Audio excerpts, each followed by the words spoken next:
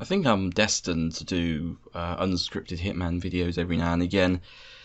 Why'd you have to keep screwing up IO Interactive? Now, despite what you might be leading on to believe, I'm not actually going to talk about the Epic Games Store. In case you're curious as to why the comments down below are disabled, I'm trying to foster a good community, not one that bitches over what launcher you launch it from.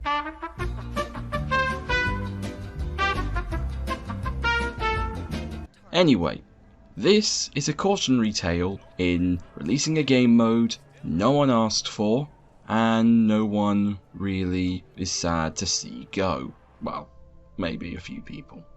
Hitman 2 came with Ghost Mode, the 1v1 competitive multiplayer mode, initially on Miami and then Santa Fortuna later on, in which you have to kill a very specific target somewhere on the map and kill them silently, without anyone noticing the body for 10 seconds. Cool idea in concept.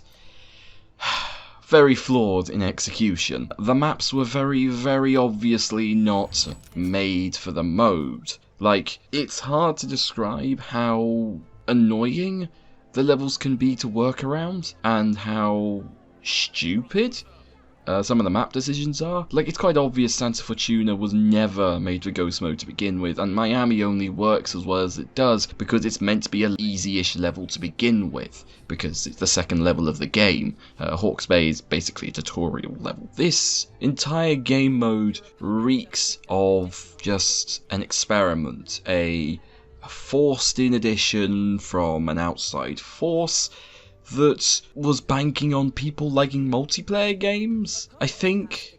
Because I get the sneaking suspicion, I don't think IO Interactive were the ones behind this decision. Ghost Mode was most likely made at the behest of someone higher up, likely Warner Brothers or IOI's CEO, and probably just said, here's a multiplayer mode they can play if they're bored. Bored of a Hitman game. The hardcore-ish stealth game that requires you to wait around and use disguises.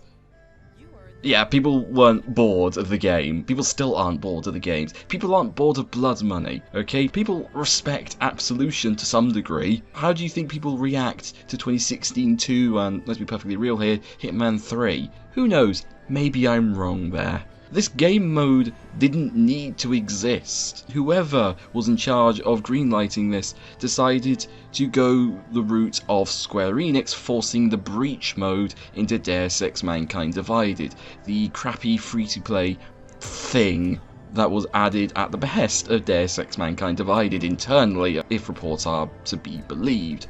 No one asked for it, and it was there solely just to be a money grab. Now, just for the record, I don't actually hate the mode by itself. It's decently balanced. I say decently balanced. It has glaring design flaws. For example, the C4 detonator item, I can't remember the name of it, okay, because I can't be bothered. That has very big design problems. It's meant to be used for placing traps, but you put it down on the floor, and then as soon as the other player goes over it, they get exploded and it robs them of their inventory. Yeah, that's balanced. What the hell were you thinking? And then we have items that just didn't work. The Ghost Flash Grenade was hilariously easy to counter by just not caring. It didn't really do very much. Literally don't understand why it was in there. The Ghost Disguise Changer item was probably one of the best ideas you had. It was a little bit flawed in that there was no real indicator that your disguise had changed. It just sort of changes directly in front of you, and more often than not, I would get caught out by this. Basically, a lot of the items seem to focus on screwing the person over intentionally without their input. That is a very bad way to design a competitive multiplayer game. You can kind of tell IO Interactive have never made a multiplayer game before, can't you? Jesus. Making things worse is that the entire game mode was just basically left to die. It got 3, maybe 4 updates, and then it just sort of fell into obscurity. It got played on the odd occasion. It got some publicity via Throat 7's Ghost Mode tournaments, which I've played on, and I'm not very good at it. So you have a mediocre game mode that just wasn't going to last, which is why the servers of the Ghost Mode are being shut down. They're shut as of this video being published, that's why it's a little bit off script. IO Interactive kind of forced my hand a little bit. I am a very big believer in keeping servers up for as long as you can reasonably manage. I do not expect games to have servers that go up indefinitely. The cost to people using them ratio obviously is going to be a factor. But I'm willing to bet Ghost Mode was at least played more than like, I don't know, a couple of hundred times per day.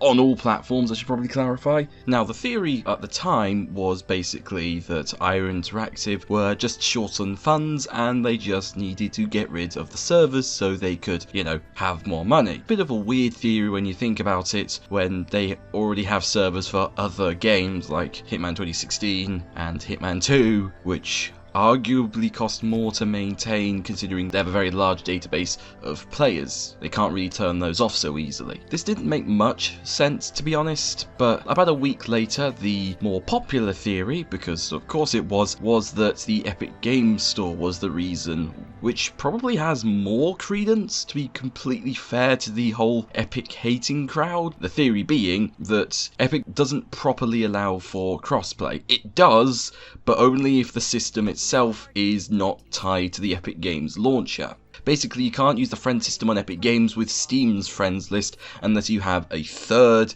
type of friends list in the game itself. It's why games like Paladins and Rogue Company work, but why Hitman 2 never will, because IO Interactive don't really have an internal friends list. Also, near as I know, Steam doesn't actually allow for this either, i.e. using Epic Games Store friends lists on Steam games. You still have to go through a third party, so it's not really entirely Epic's fault, it's just how the friends lists have been created per platform. It's a popular theory, and actually one I do sort of subscribe to now that I think about it. The only real hole in this theory is that if Ghost Mode servers were taken down because of the whole Epic Game Store friends list thing, why are the co-op servers still up for Sniper Assassin, which run most likely on similar code? So what's the deal there? IO Interactive have confirmed via the same blog post that they're going to take those down at some point. Ghost Mode only going down now because, well, that's the mystery. Nobody quite really knows outside of the company.